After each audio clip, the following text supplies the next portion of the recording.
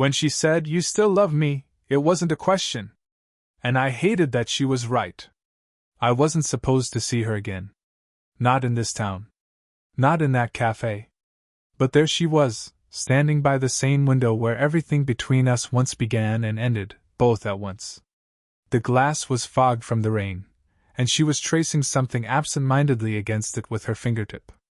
I used to know every movement of that hand, the way she'd swirl her spoon when she was thinking, or the small tremor that appeared when she tried to hide her emotions. Even from across the room, I could see it again. That same trembling grace. The years had changed her, but not in the way time usually changes people. There was something softer about her now, quieter, maybe lonelier. Her hair was shorter, with threads of silver that caught the light every time she turned. Most people would have said she looked older. I thought she looked real. The smell of roasted coffee beans and wet pavement filled the air, mixed with something faint and familiar, her perfume. I hated that I noticed. I hated that the first thing my heart did wasn't to armor up, but to remember. She hadn't seen me yet. I stood at the counter, pretending to study the menu, though I'd been here enough times to know it by heart. My reflection stared back from the glass display, tense shoulders, jaw set a little too tight. I looked like a man trying not to fall backward in time. And maybe that's exactly what I was. The rain tapped against the window in a slow rhythm, and I watched her breathe, steady, patient, like someone waiting for a storm to pass. My chest felt heavy. She used to say the sea calmed her. Maybe that's why she'd come back. The cafe was right by the pier, the place we'd spent countless evenings talking about everything and nothing. I remembered her laughter, low, confident, always in control. I remembered how she'd look at me when I spoke, as if she already knew what I was about to say but wanted to hear it anyway. Now she looked unsure. For a second, I thought about leaving before she turned around. But the truth was, I'd been waiting for this moment longer than I cared to admit. I took a seat at the far corner, not too close, but close enough to watch the reflection of her face in the window. The light rain outside turned heavier, streaking down the glass in thin, silver lines. She pressed her palm against it and sighed, just like she used to. That small, familiar gesture was enough to make something twist inside me. And then she turned. Her eyes found me instantly. No flicker of confusion, no hesitation, just that soft recognition that makes time irrelevant. A faint smile crossed her lips, uncertain, almost shy. The kind of smile that asks, "Are we really doing this again?" I didn't smile back. But I didn't look away either. In that moment, surrounded by strangers and the hum of the espresso machine, it felt like the rest of the world had gone silent. 2 years apart. And somehow, she still felt closer than anyone else ever had. I told myself I wouldn't speak first.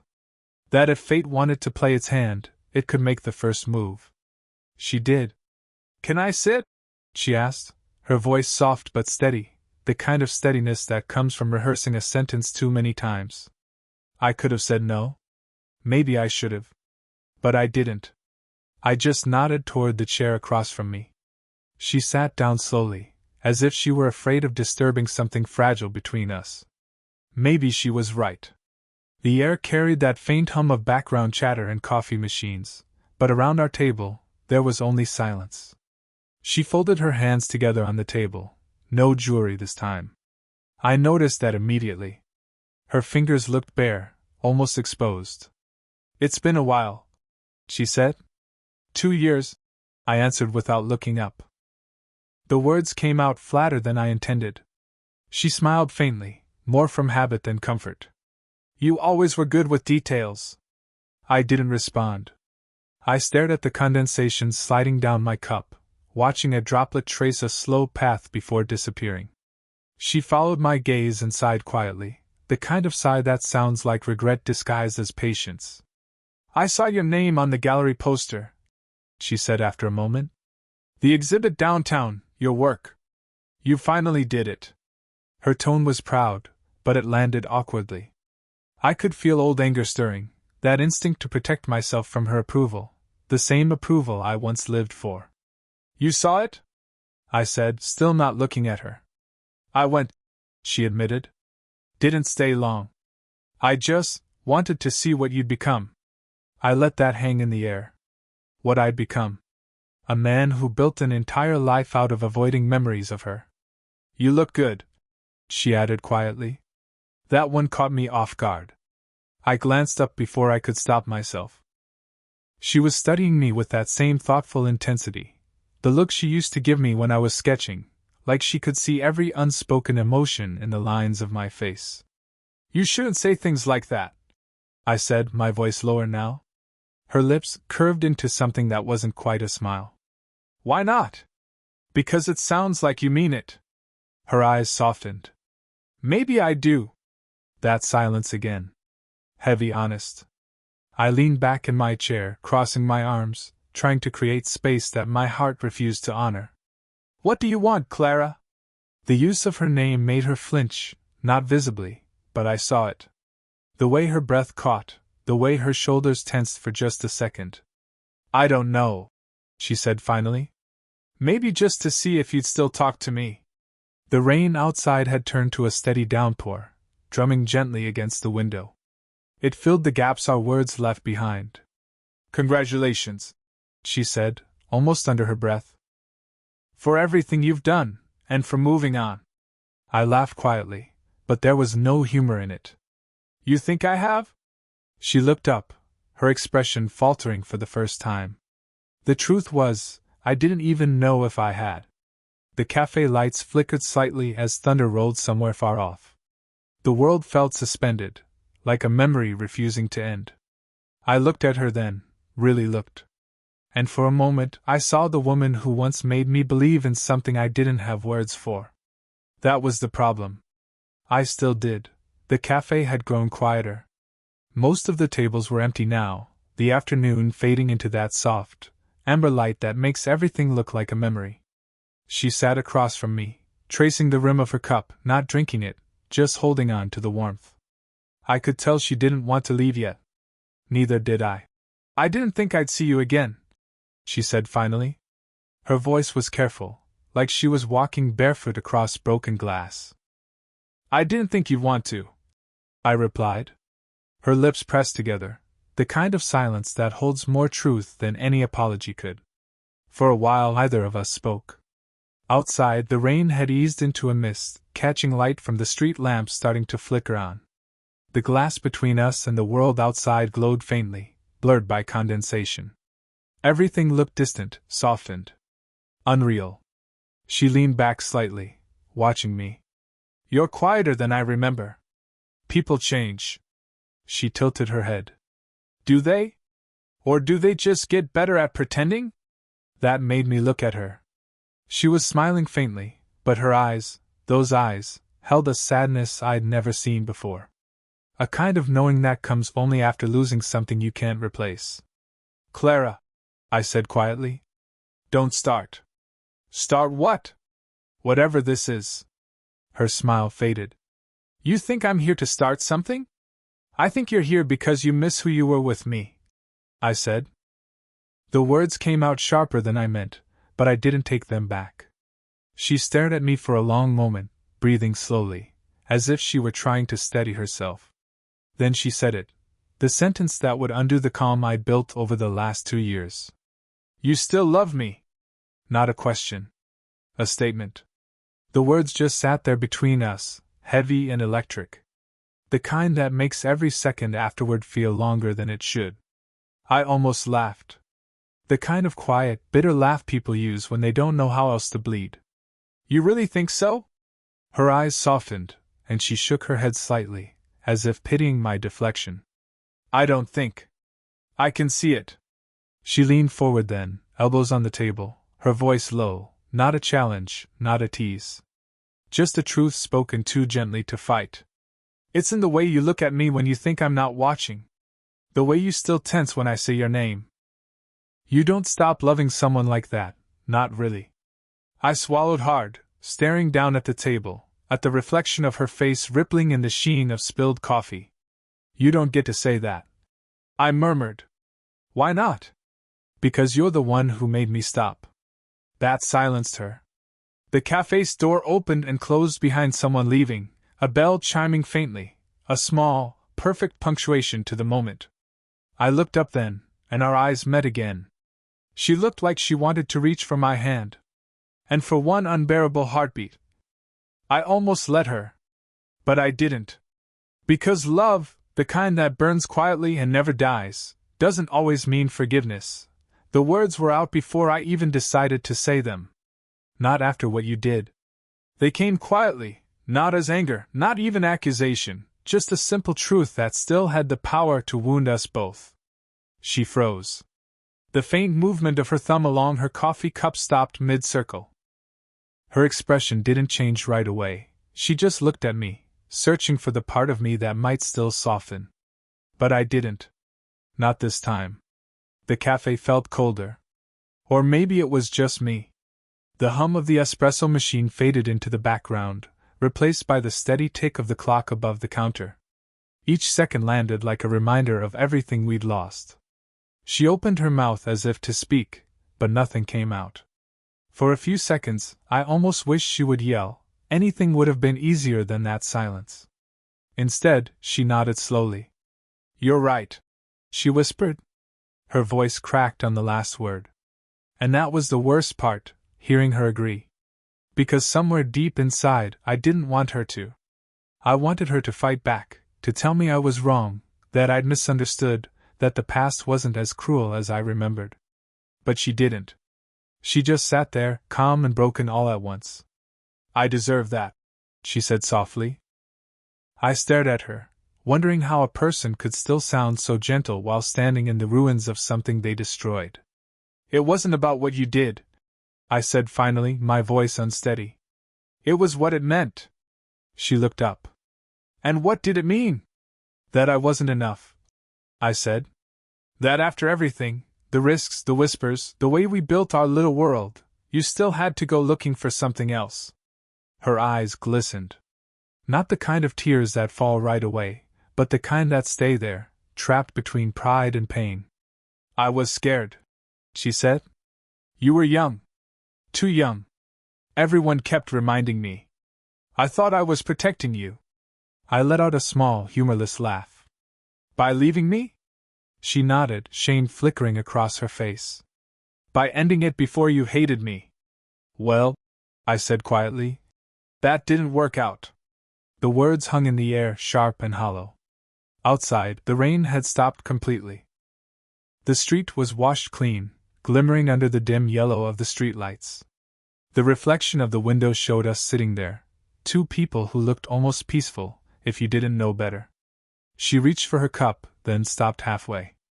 "I think about it every day," she murmured. "What I did. What it cost." "Don't," I said. "You made your choice." She met my eyes then, finally. There was no defense left in hers, no attempt at justification. Just quiet acceptance. "I know," she said.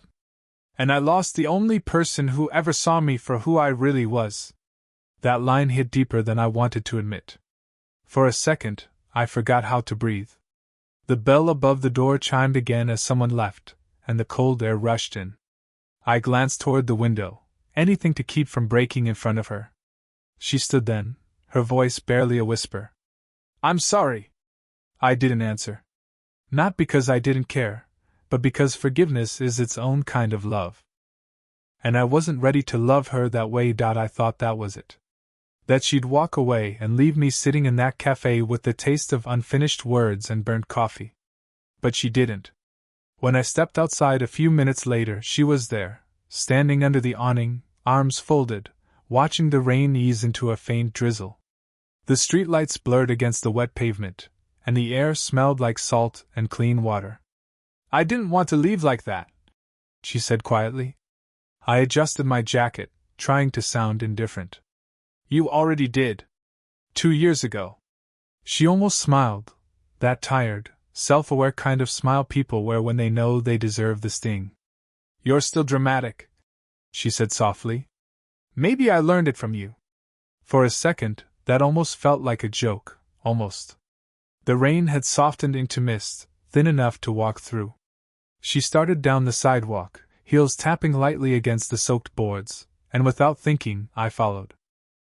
The pier stretched ahead of us, empty and glistening beneath the dim, orange lamps. The sound of the waves filled the silence we didn't know how to break. I didn't ask where she was staying. I didn't ask why she was still here. Maybe I didn't want to know. Maybe I just wanted to remember what it felt like to walk beside her again, quietly, without the noise of explanation. Her coat brushed my sleeve every few steps. It was enough to make my pulse trip. She smelled like rain and something faintly floral, the same perfume she wore that summer when everything between us still felt possible. "You still come here?" she asked after a while. "Sometimes," I said. "When I need to think." She nodded. "You used to say the sea helped you breathe. It still does." We stopped near the railing, where the pier met the open water. The lamplight shimmered across the waves, scattering like fragments of gold. She leaned on the railing, her reflection trembling in the puddles. "This was where we first kissed," she said quietly. I remembered. The exact spot. The same sound of waves hitting the wood beneath us. The same nervous laughter.